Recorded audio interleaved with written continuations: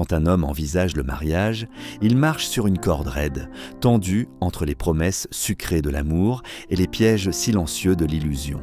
D'un côté, le rêve, partager sa vie, construire, transmettre, s'élever ensemble. De l'autre, la chute, s'unir à la mauvaise femme et voir sa paix, sa dignité et son patrimoine réduits en poussière. Dans le monde d'aujourd'hui, saturé de simulacres et de manipulations émotionnelles, aimer ne suffit plus. Il faut éprouver, filtrer, tester. Parce que la beauté, le sexe, la douceur apparente, tout ça peut être maquillé. Mais le fond réel d'une femme ne se révèle que dans l'épreuve. Ce n'est pas la bonne volonté d'un instant qui sauve une vie, mais la constance de l'épreuve et la lucidité de l'esprit. Marc Aurèle, adapté. C'est précisément pour ça que je t'apporte aujourd'hui les 6 tests majeurs. Des épreuves de vérité, incontournables, brutales parfois, mais salutaires. Ces tests ne sont pas là pour briser. Ils sont là pour révéler, pas pour humilier, mais pour protéger l'homme que tu es et celui que tu veux devenir.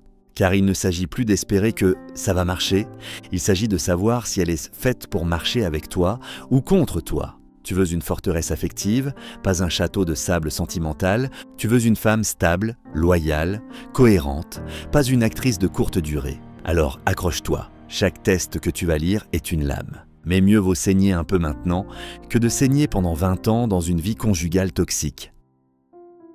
Abonne-toi, suis-moi, partage. Si tu veux des vérités qu'aucun coach ne te dira, si tu veux des outils de discernement brutaux mais lucides, abonne-toi maintenant. Parce que l'amour sans sagesse, c'est une bombe à retardement. Et la seule façon de ne pas exploser, c'est de devenir un homme qui teste, qui observe, qui tranche. Bref, voici ta carte à suivre. Le test du non. Première déflagration, première révélation.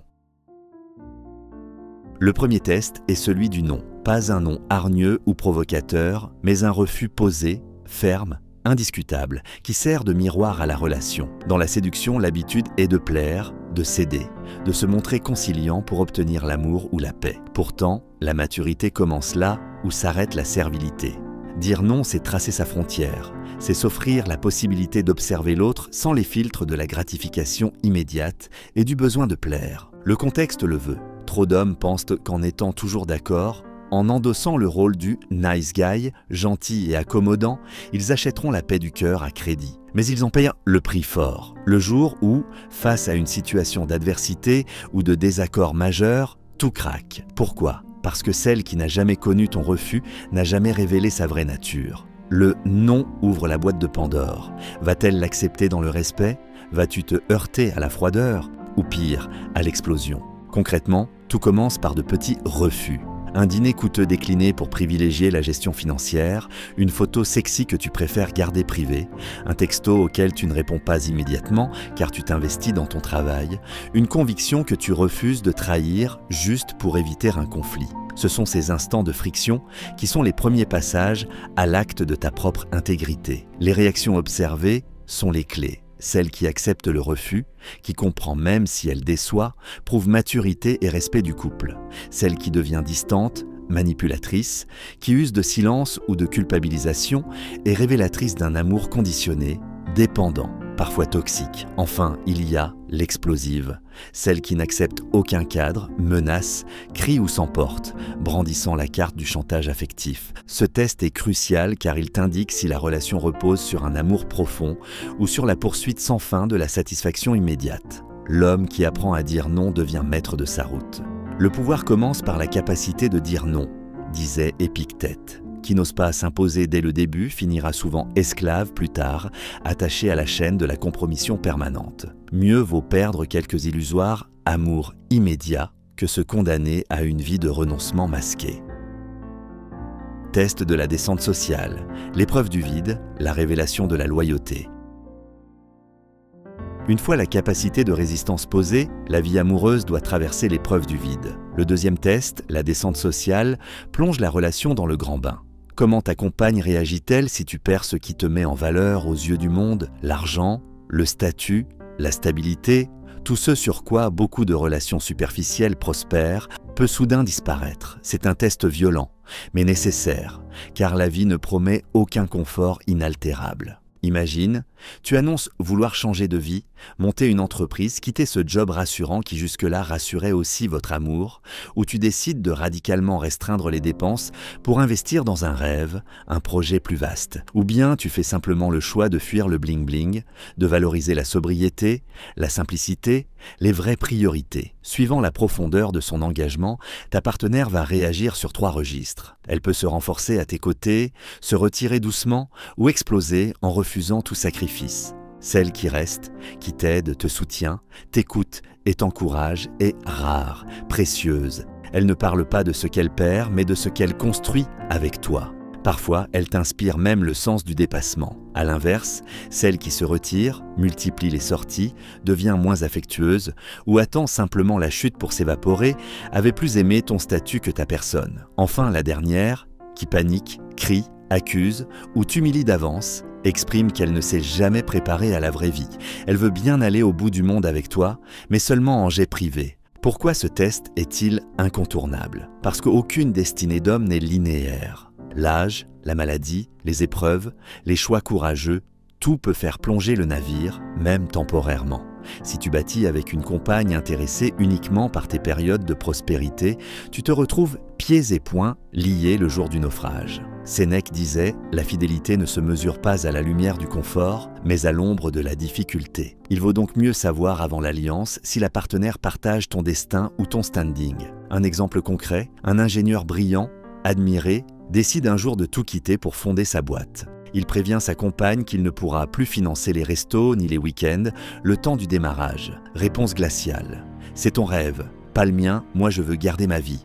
2 mois plus tard, elle est partie, remplacée par une autre dès que l'incertitude a pointé. 3 ans plus tard, l'homme a réussi. À ses côtés, il n'y avait plus celle qui avait fui, mais celle qui avait tenu tête au vide.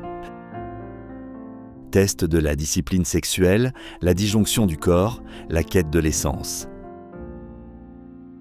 Après le social, place à l'intime. Le 3e test, la discipline sexuelle, est probablement celui que redoutent le plus les faux couples. Il consiste à fermer, volontairement, le robinet du sexe. Dans une époque où le plaisir devient monnaie d'échange et instrument de contrôle, oser l'abstinence est le geste radical de celui qui veut savoir si le lien dépasse l'union des corps.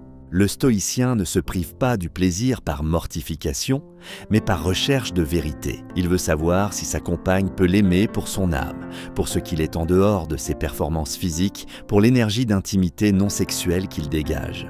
Annoncer une pause, calmement, pour des raisons de concentration, de purification intérieure ou pour sonder la profondeur du lien, déstabilise souvent les fondations bancales.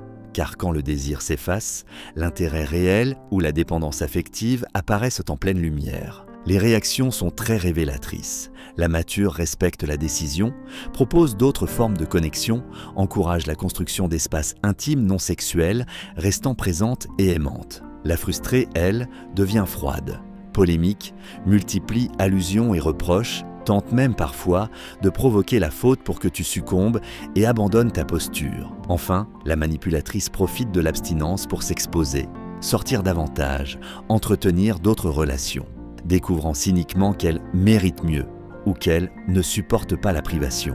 Ce test surtout t'apprend qui aime ton corps et qui aime ta personne, car l'évolution naturelle du couple impose parfois des périodes d'abstinence, grossesse, maladie, épreuve psychologique ou simple éloignement temporaire. Si ta compagne ne supporte pas l'absence de sexe 21 jours, comment résistera-t-elle 9 mois?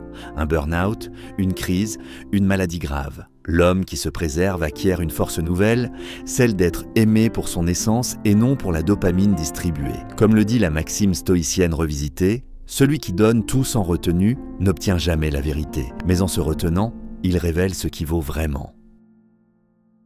Test de la guerre des principes, la moralité sur la table, la rupture des illusions.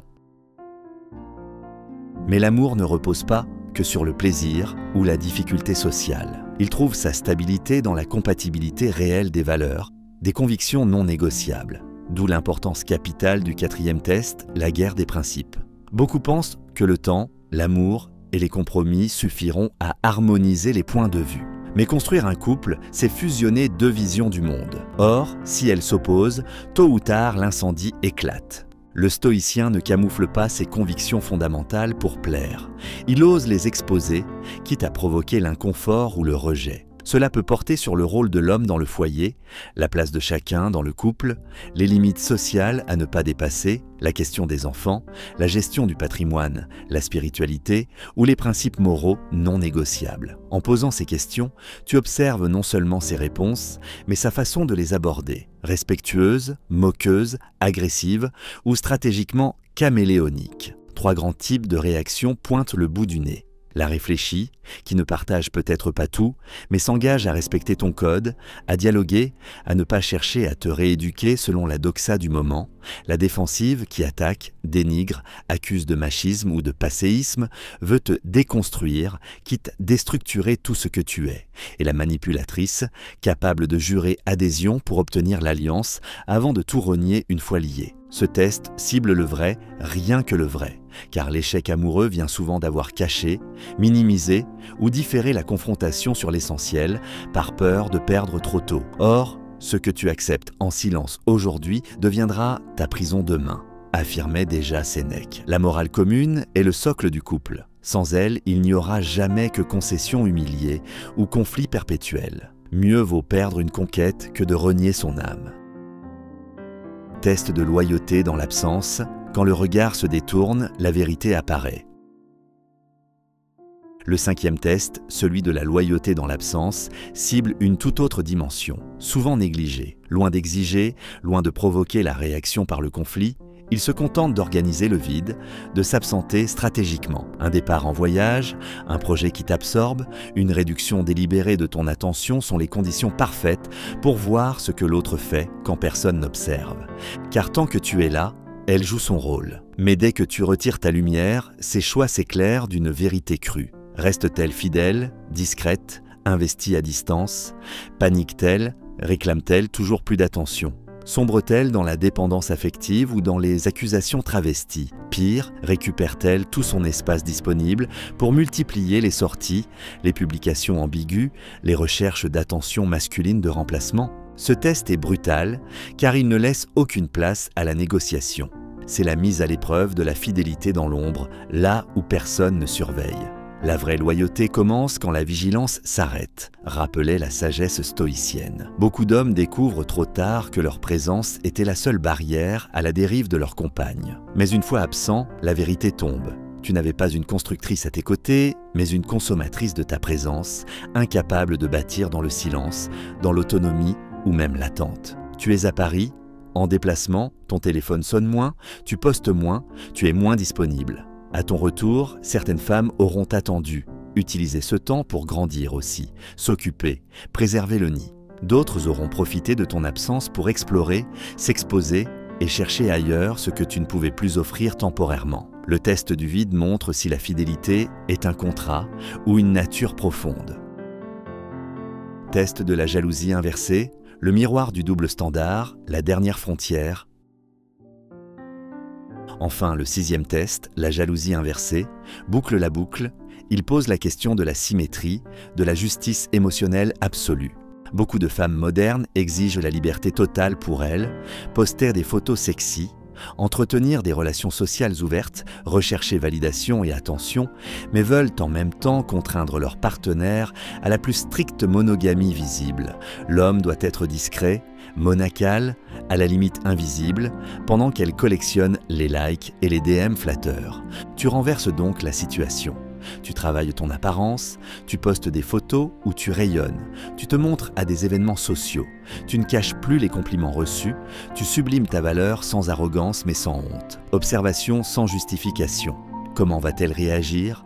3 archétypes apparaissent à nouveau. L'équilibré, qui gère sa propre confiance et ne cherche pas à t'enfermer, la double standard qui panique, soupçonne, contrôle mais continue à réclamer la liberté pour elle seule, et la destructrice, qui riposte en cherchant immédiatement à allumer la jalousie, la compétition, le conflit. Ce test est fondamental car il te montre si ta compagne t'aime pour ce que tu es ou souhaite simplement t'avoir sous clé, en otage dans une cage dorée. L'amour ne supporte pas le déséquilibre, car il n'est équilibre que s'il se renouvelle en face de la lumière, disait Marc Aurèle. Tu dois être aussi libre, rayonnant et désirable qu'elle, sinon tu n'es pas son partenaire, mais un simple faire-valoir destiné à soutenir son ego sans jamais interroger le tien. Scène typique, tu postes un selfie élégant à un événement professionnel, tu es entouré de collègues dont une ou deux femmes. Elles t'appellent instantanément.